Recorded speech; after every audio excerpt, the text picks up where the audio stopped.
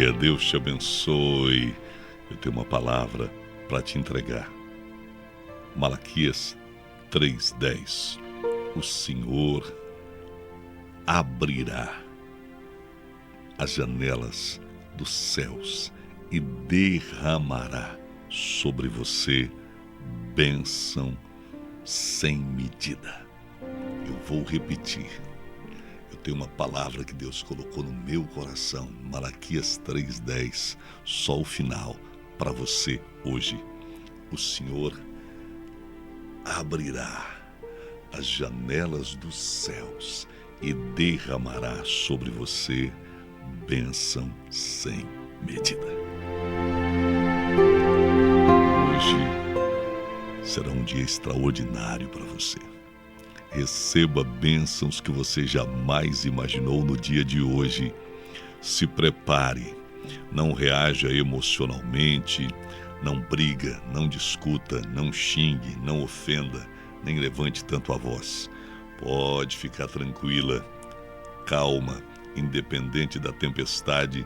No final do dia de hoje, você vai olhar para trás e vai ver que Deus abriu as comportas dos céus e derramou sobre você bênção sem medida, em nome de Jesus. Estenda a sua mão. Pai nosso que estais nos céus, santificado seja o teu nome. Venha o teu reino, seja feita a sua vontade, assim na terra como no céu. O pão nosso de cada dia dá-nos hoje. Perdoa-nos as nossas dívidas, assim como nós perdoamos aos nossos devedores, e não nos deixes cair em tentação, mas livra-nos do mal, pois teu é o reino, o poder e a glória para sempre. Amém. Que Deus te abençoe poderosamente. Eu sou seu profeta, pastor Reginaldo Nunes, e hoje nós vamos orar daqui a pouco, abençoando a sua vida, nessa grande corrente de oração. Eu quero convidar você a deixar o seu nome, a sua cidade. Escreva aí: eu sou princesa do Senhor, eu sou filha do rei, e eu creio que o meu Deus fará na minha vida em poucos dias o que eu espero há muito tempo, e a minha trajetória será de vitória, em nome de Jesus. Pastor Reginaldo pergunta a Maria Helena: eu gostaria de saber o significado do nome Arthur. Claro, Maria Helena, um abraço para você, viu? Você que reside na cidade de Rio Brilhante, no Mato Grosso do Sul. E o nome Arthur é um nome saxão, né? O nome da região da Inglaterra. Arthur significa pedra, ou também pode significar grande urso. Arthur é um nome, na verdade a origem é incerta, mas é muito utilizado na região da Grã-Bretanha, né? A Inglaterra, o País de Gales, a Irlanda, né? A Escócia, usa-se muito, né? Ou uma possibilidade grande é que seja justamente pedra ou grande urso. E esse nome ficou muito popular naquela região por causa daquela fábula dos cavaleiros da Távola Redonda, do chamado Rei Arthur. Já ouviu falar, Ricardo? Do Rei Arthur? Rei Arthur, né? Os cavaleiros da Távola Redonda. Távola é uma mesa redonda. Então, era um rei muito poderoso, e muito sábio, muito bondoso, segundo a fábula. E aí o nome se espalhou para a Europa inteira, e depois os americanos, né?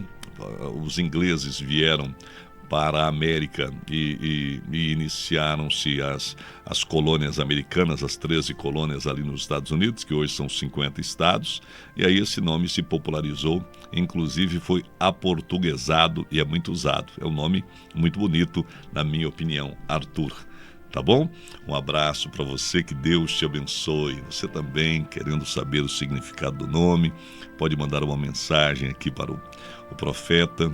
Às vezes é muito importante, antes de colocar o nome em uma pessoa, que esse nome seja investigado, o significado, para você não colocar um nome que depois essa pessoa possa não se sentir bem, Ou talvez que você, ao saber o significado, também possa começar a ter o coração apertadinho, né? Na Bíblia nós temos muitas mudanças de nome. Já percebeu isso? Abrão teve o nome mudado para Abraão. Saulo teve o nome mudado para Paulo. Um nome bem difícil e complicado que foi mudado foi o nome de Jacó, porque o significado do nome Jacó é enganador. Então imagina você ter um nome desse, né? Como é seu nome? Enganador, mas é apelido? Não, é o meu nome mesmo. Aí é muito difícil. Foi o caso de Jacó, filho de Isaque e de Rebeca. Mas depois Deus mudou o nome dele de enganador e Jacó realmente cresceu meio que enganando as pessoas, mas chegou um momento que Deus tinha uma promessa na vida dele, em que quando ele volta já casado, né, com os filhos, para a terra prometida, ele tem o seu nome mudado por Deus para Israel. Então Deus mudou o nome dele de enganador para príncipe do Senhor. Amém? Então é muito importante a gente pensar um pouquinho mais antes de colocar o nome nas pessoas, né, que a gente ama. Amém? Louvado seja Deus. Quero mandar um abraço também aqui para todo o pessoal que acompanha a gente. A Melissa, ela nos acompanha na cidade de Ribeirão Preto, é uma grande cidade, uma excelente cidade aqui no estado de São Paulo. E ela pergunta: pastor, eu quero saber o significado. Eu sonhei, estou passando por uma dificuldade, por um problema de saúde já há algum tempo, e eu sonhei que fui picada por cobra. Você já sonhou com cobra, Ricardo? Sonhei que fui picada por cobra. Porém, olha que interessante, a cobra veio até ela está doente já há algum tempo mesmo, não é sonho, ela está doente, e ela sonhou que foi picada por cobra, só que ao invés da picada, ela teve muito medo quando a cobra se aproximou, mas ao invés da picada da cobra fazer mal para ela, Ricardo, no sonho ela sarava, entendeu? Depois que a cobra picava ela, no sonho ela sarava. Olha que interessante, não é? É muito interessante. No sonho ela sarava. Ela está doente na vida real, já há um bom tempo, e ela sonhou algumas vezes, não foi uma nem duas, foram algumas vezes, e ela sonhou com uma cobra se aproximando dela. Ela viu a cobra, teve muito medo, e a cobra pica ela, a cobra pica, e ela sente aquele pavor, aquele terror, só que depois que a cobra pica ela começa a melhorar. No sonho ela começa a sarar. E ela pergunta se há um significado. E eu digo para você, é um significado e bom. Muitas pessoas falam que sonhar com cobra significa traição, você vai ser traída, você vai ser traído. Olha, deixa eu te dizer uma coisa. A gente tem que tirar essas questões de lado e analisar o real simbolismo da serpente. Se você for lá no Antigo Testamento, você vai ver que Deus manda uma praga, inclusive, de cobras, e essas cobras começam a picar o próprio povo de Deus. E o povo de Deus, então, começou a pedir socorro para Moisés. E Moisés fala com Deus, e Deus manda Moisés fazer uma imagem de uma cobra, né, de metal, colocar em uma vara bem alta, e essa vara era levantada.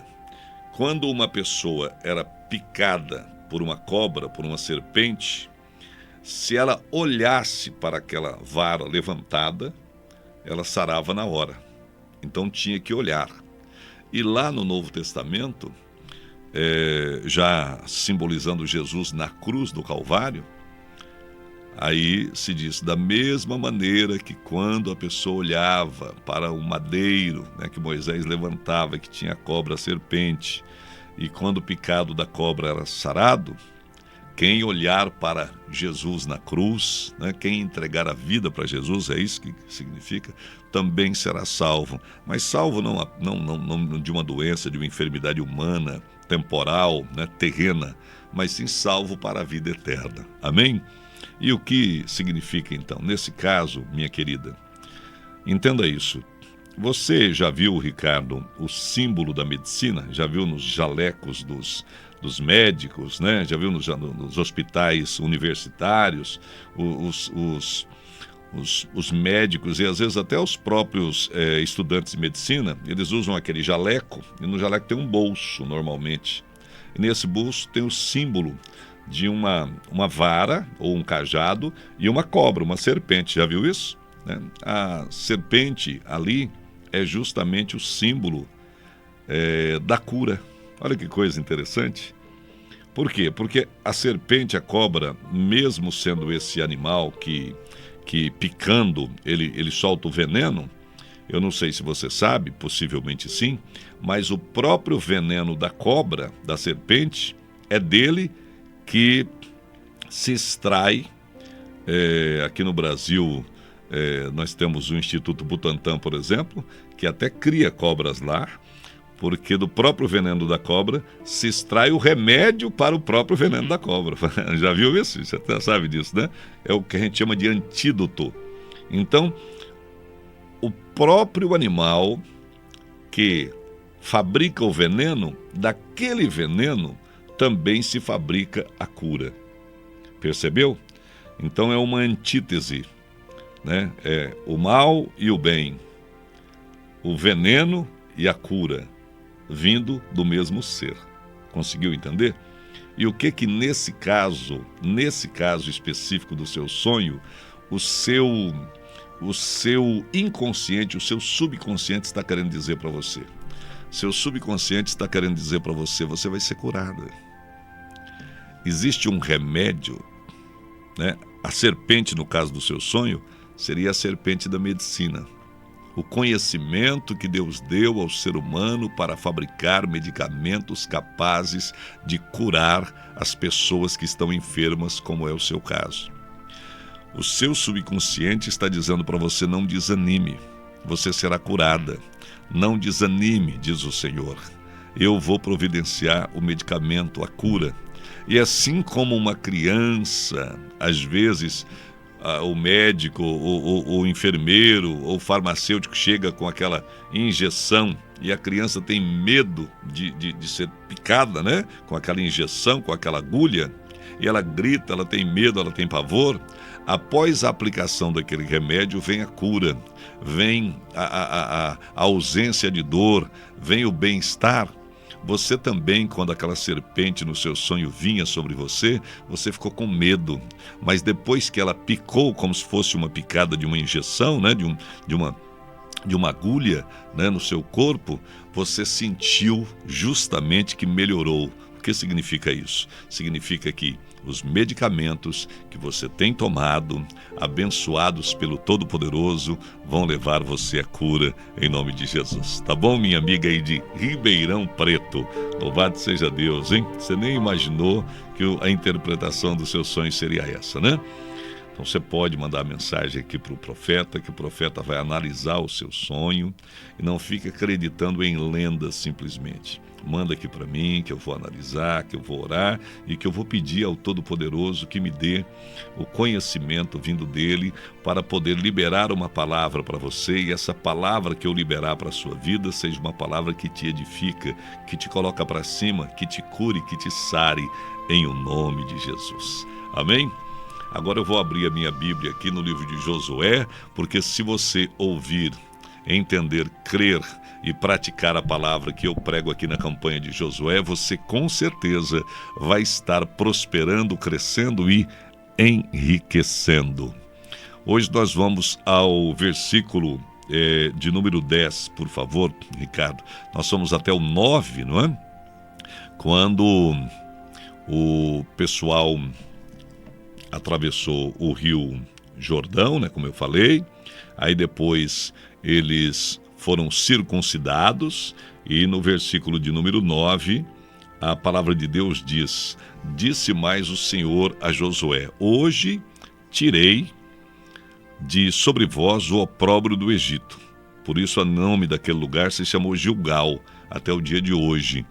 Ou seja, quando Josué obedeceu a Deus, quando Josué chamou toda a comunidade masculina e houve a circuncisão, Então o opróbrio, o que sobrava do Egito, que tinha vindo através dos pais daquelas pessoas, foi embora e agora é vida nova. E Deus está falando para você, é vida nova. Tanto que logo depois vem a celebração da Páscoa.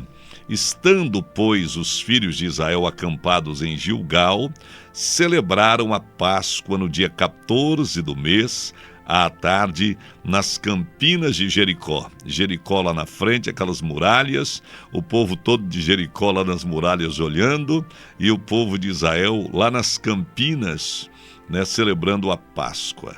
Até então, Deus mandava todos os dias o quê para aquele povo comer? O maná. Foram 40 anos de maná, amém?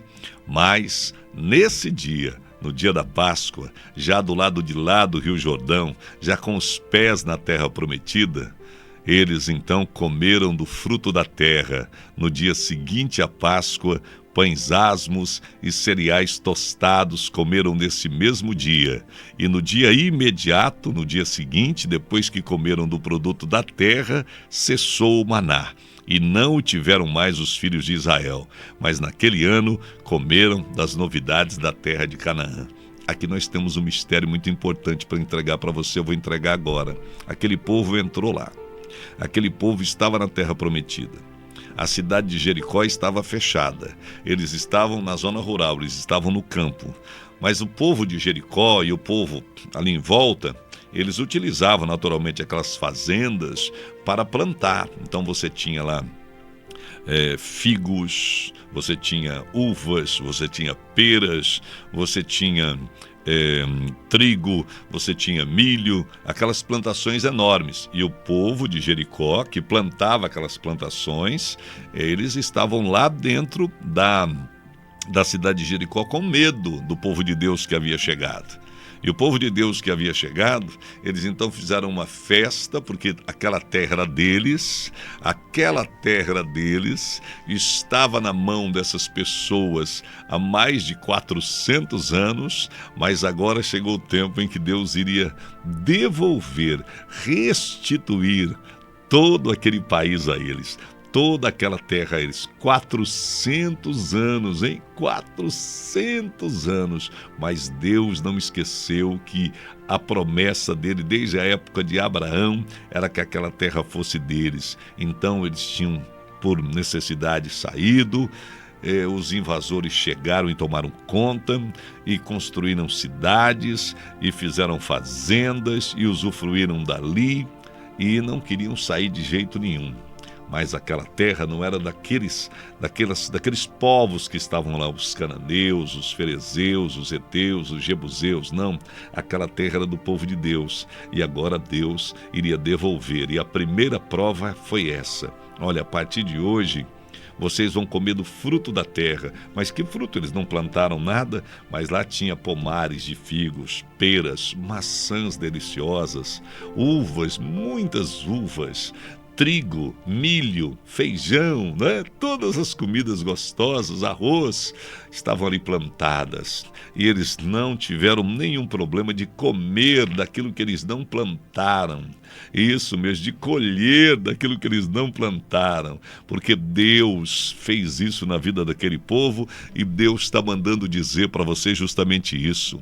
Tem muita coisa que você não sabia, mas que era sua, era para você estar usufruindo. E tem outras pessoas usufruindo daquilo que era para você usufruir, porque o seu avô foi furtado lá atrás, foi enganado, o seu bisavô, o seu tataravô, a sua tataravó perdeu tudo nas mãos de pessoas que não tiveram um mínimo escrúpulo e tiraram coisas deles, pois Deus está mandando te dizer que tudo aquilo que era para ser seu e que as pragas, o afastamento de Deus, os erros também que vocês cometeram no passado, vocês que eu digo não é você especificamente, às vezes são os nossos pais, nossos avós, Deus está mandando dizer, agora chegou o tempo da restituição, agora chegou o tempo de eu devolver para você aquilo que é seu, coisas que você talvez nem soubesse, como esse povo aqui não sabia que era dono, mas era por herança lá de Abraão. E a Bíblia diz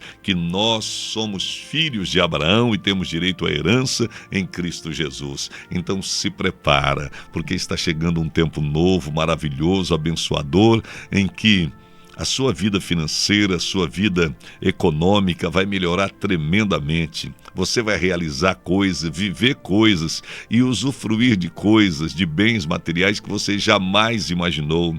Vai viajar para lugares, sim. Vai ter um pouco mais de vida com folga. Não vai ter dívida, vai sobrar para a sua vida e você verá o que Deus fará em pouco tempo, porque você pertence ao time dos filhos de Deus, em nome de Jesus. E se você crê nessa palavra, diga: eu creio, eu tomo posse dessa promessa, eu viverei de Deus, da parte de Deus, as bênçãos que Ele tem para a minha vida, e eu recebo, Senhor, de Ti, tudo aquilo que era para ser meu, e por circunstâncias que eu não tive absolutamente nenhum controle, não estão nas minhas mãos, mas agora estarão, em nome de Jesus. Amém. Nossa, muito forte, né? Muito forte mesmo. Essa campanha de Josué é tremenda e eu quero abençoar agora o seu dia, a sua vida, porque vai ser um dia maravilhoso. Amém? Já está sendo, porque estamos juntos. Deixa o seu nome, sua cidade, e não se esqueça de escrever: eu sou princesa do Senhor, ou príncipe. Eu sou filha do rei, ou filho, se você for homem. E eu creio que o meu Deus fará na minha vida em poucos dias o que eu espero há muito tempo, e a minha trajetória será de vitória. Se você está gostando da campanha, diga aí que você está gostando, peça a oração nos comentários, eu vou estar abençoando e orando por você. Amém? Curve a cabeça, eu vou te abençoar. Pai querido, eu abençoo essa pessoa que agora está comigo. A tua palavra diz que o Senhor abrirá as comportas dos céus e vai derramar sobre ela bênçãos sem medida. Abra as comportas dos céus, Senhor. Derrama as bênçãos sem medida sobre ela, em nome de Jesus. Esteja à frente, abrindo seus caminhos no dia de hoje. Atrás, à direita e à esquerda, abençoando-a com proteção. Acima, Senhor, abençoando com provisão, com boas ideias, raciocínio rápido, bons projetos, planos que serão postos, Senhor, aleluia, em atividade, e a coisa vai fluir na vida dela hoje. Esteja dentro dela, para ela ser luz onde quer que pise a planta dos seus pés. Eu te abençoo com um dia maravilhoso em que as comportas dos céus estão abertas sobre você e as bênçãos sem medida estão sendo derramadas sobre a sua vida, em nome de Jesus. Amém. Um abraço do profeta e tenha um dia de vitória completa.